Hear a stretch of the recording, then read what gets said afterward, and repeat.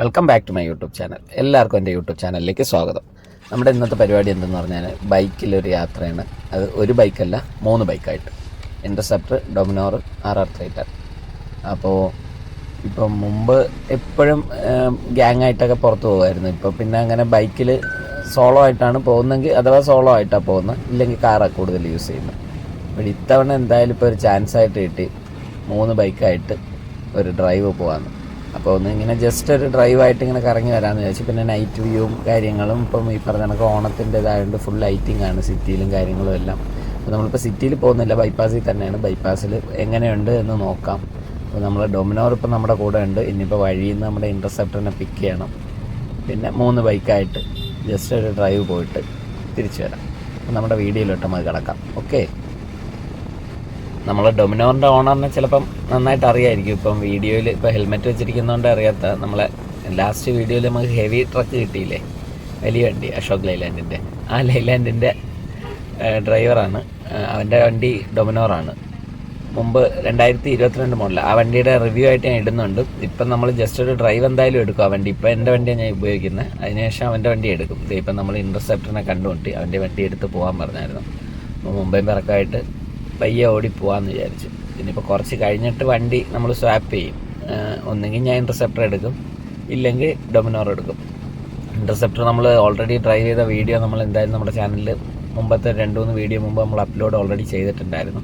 ഡൊമിനോറിൻ്റെ നമ്മൾ ചെയ്തിട്ടില്ല. നമുക്ക് ഇനിയിപ്പം അഥവാ നമുക്ക് ഡൊമിനോർ കിട്ടുവാണെങ്കിൽ നമുക്ക് ഡൊമിനോർ എടുക്കാം. ഡൊമിനോർ എടുത്തിട്ട് അതിൻ്റെ വീഡിയോ ഞാൻ എന്തായാലും ഈ ക്ലിപ്പിൻ്റെ കൂടെ ഉണ്ടാകുന്നതായിരിക്കും. ഈ ഡ്രൈവിൽ തന്നെ വണ്ടി കൈ കിട്ടുവാണെങ്കിൽ ഞാൻ അതിൽ തന്നെ ആഡ് ചെയ്യുന്നതായിരിക്കും. ഞാൻ സോളോ ആണ്. എൻ്റെ വണ്ടിയിൽ വേറെ പാസഞ്ചർ ആരുമില്ല. അവനും സോളോ ആണ് ഡൊമിനോർ. ഇൻ്റർസെപ്റ്ററിൽ മാത്രം 2 പേരുണ്ട്. അങ്ങനെ നമ്മളിതേ മുംബൈ പിറക്കായിട്ട് യാത്ര തുടങ്ങി.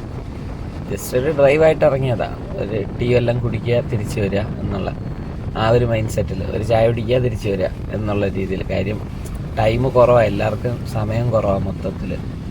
അപ്പം ഫ്രീ ആയിട്ട് ഇന്നാണ് എല്ലാവരെയും കയ്യിൽ കിട്ടിയത്. അപ്പോൾ പിന്നെ ഇന്നൊന്ന് ഇറങ്ങിയാലോ എന്നിങ്ങനെ ചോദിച്ചു.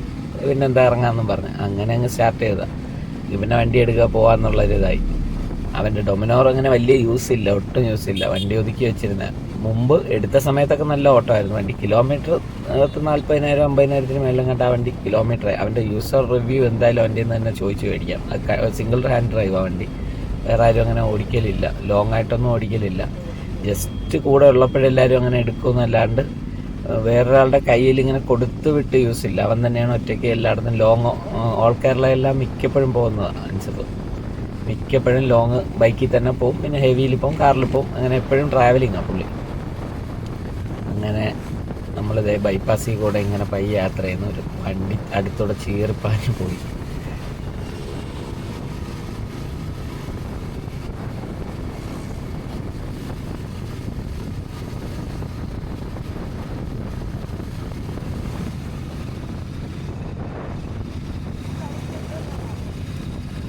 നമ്മൾ ഓൾറെഡി ടീ കുടിക്കാമെന്നുള്ളൊരിതായതുകൊണ്ട് ഷിഫാൻ പറയുകയാണ് ലുലുവിനകത്തൂടെ കയറി ഒന്ന് പുറത്തിറങ്ങിയിട്ട് അതിൻ്റെ ഓപ്പോസിറ്റ് ടീ ഉണ്ട്, ചായക്കട ഉണ്ട് ലുലുവിൻ്റെ ഓപ്പോസിറ്റ്. അവിടെ ഒത്തിരി ഷോപ്പുണ്ട്. അവിടെ നിന്ന് ഇടുന്നതിലും ചായയും കുടിച്ചിട്ട് തിരിച്ച് പോകാമെന്നുള്ളൊരിത്.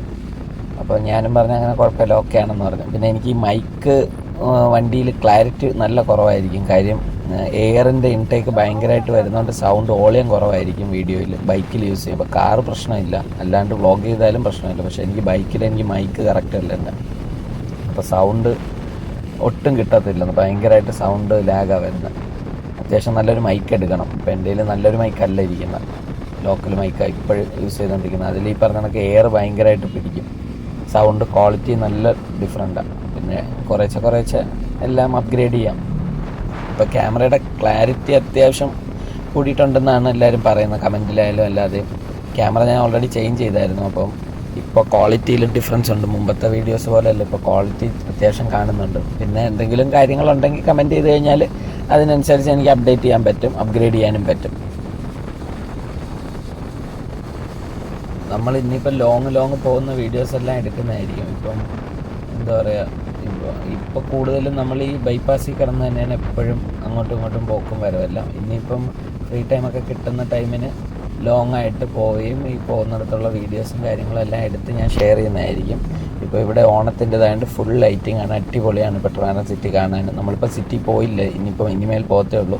ഇന്ന് പോകത്തില്ല, ഇനിയിപ്പോൾ ഒരു 2 ദിവസം കഴിഞ്ഞതിന് ശേഷം വീക്കെൻഡ് ആകുമ്പോൾ പോകും, അപ്പോഴേ കുറച്ചും കൂടെ കളർഫുൾ ആകത്തുള്ളൂ. ഇപ്പം ലുലുവിൻ്റെ സൈഡായാലും ആ കഴക്കൂട്ടം ആക്കുളം സൈഡെല്ലാം ഫുൾ ലൈറ്റിംഗ് ആണ്, അടിപൊളിയാണ് കാണാൻ.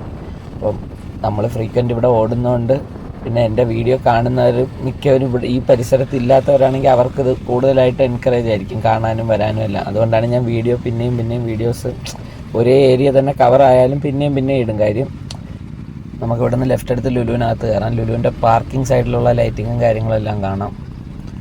പിന്നെ ഇനിയിപ്പം വേറെ ഏതെങ്കിലും പുതിയ സ്ഥലങ്ങളുണ്ടെങ്കിൽ എനിക്ക് കമൻ്റ് ഇടുക, അപ്പോഴെനിക്ക് കൂടുതലായിട്ട് അറിയാൻ പറ്റും എവിടെയൊക്കെയാണ് ഈ പറഞ്ഞ കണക്ക് പുതിയ ലൈറ്റിങ്ങോ കാര്യങ്ങളോ ഫങ്ഷൻസോ എന്തെങ്കിലും നടക്കുന്നതായിട്ട്. അപ്പം എനിക്ക് എൻ്റെ അറിവും കാര്യങ്ങളും വെച്ചിട്ടുള്ളതാണ് ഞാനിപ്പം ഇട്ടുകൊണ്ടിരിക്കുന്നത്.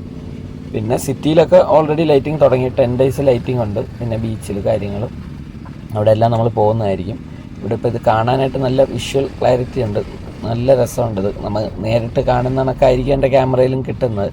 ക്വാളിറ്റി മാക്സിമം കംപ്രസ് ആവാണ്ട് ഞാൻ അപ്ലോഡ് ചെയ്യുന്നതായിരിക്കും. പക്ഷേ എന്നാൽ പോലും യൂട്യൂബിൽ കംപ്രസ് ആവുന്നതിൽ ക്വാളിറ്റി കുറയും. മാക്സിമം എനിക്ക് പറ്റുന്ന രീതിയിൽ മാക്സിമം ഞാൻ ഇതിൽ കംപ്രസ് ആവാണ്ട് തന്നെ ഇടും. അപ്പോഴാ ക്വാളിറ്റി അങ്ങനെ തന്നെ കിട്ടാൻ നോക്കും.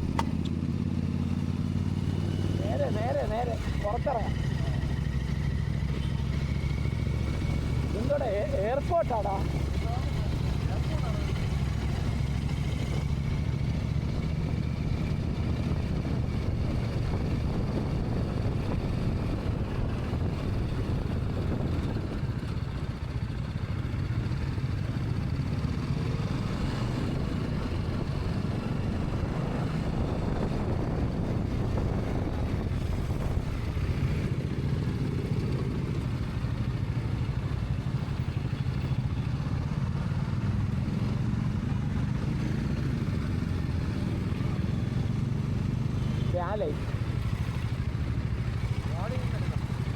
നടന്നെടുക്കും.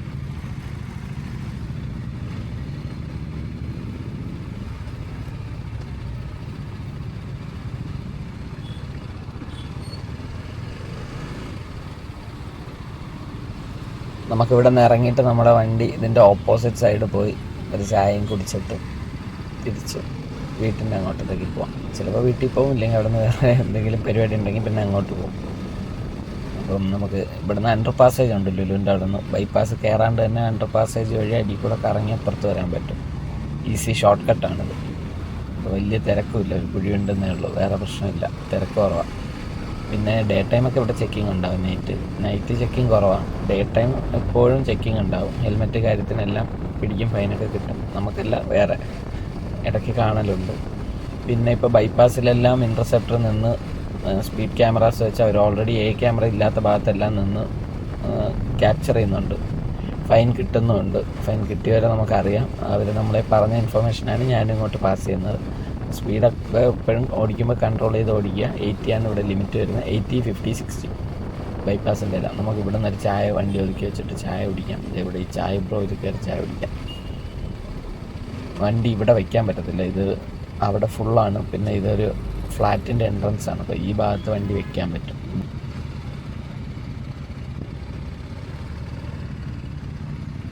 നമ്മൾ ബൈക്ക് ഷിഫ്റ്റ് ചെയ്തു.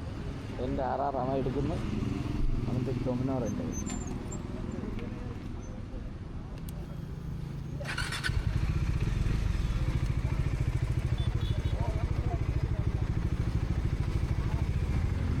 RR 310 കുഴപ്പമില്ല, തിരിച്ച് വലിച്ച് കയറ്റാൻ പാടാം. പക്ഷേ അതിൻ്റെ ബാക്കിലൊരു ഹുക്കുണ്ട്, ചരിഞ്ഞിട്ട് ഹുക്കിൽ പിടിച്ചിട്ട് വലിച്ചു കഴിഞ്ഞാൽ പെട്ടെന്ന് കയറി വരും വണ്ടി. ഇല്ലെങ്കിൽ ഇറങ്ങുന്ന ഒരാൾ വേണം. പിന്നെ ടെയിൽ ഗ്രാബറൊന്നും ഇല്ലാത്തതുകൊണ്ട് വലിച്ച് കയറ്റാനും ബുദ്ധിമുട്ടാണ്.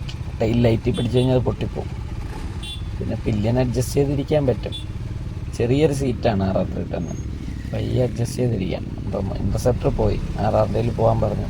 ഇനിയിപ്പം നമുക്കും പിറകുന്ന് പോകാം. അങ്ങനെ മുമ്പേയും പിറക്കായിട്ട് ഇങ്ങനെ പയ്യെ പോവാം. ഒരു ചായ കുടിച്ച് ചേർന്നപ്പോൾ നല്ലൊരു ആശ്വാസം കിട്ടി. ഇനിയിപ്പം എനിക്ക് തോന്നുന്നു ഒരു 100-300 കിലോമീറ്റർ ഉറക്കമില്ലാണ്ട് വണ്ടി ഓടിക്കാൻ പറ്റുമായിരിക്കും.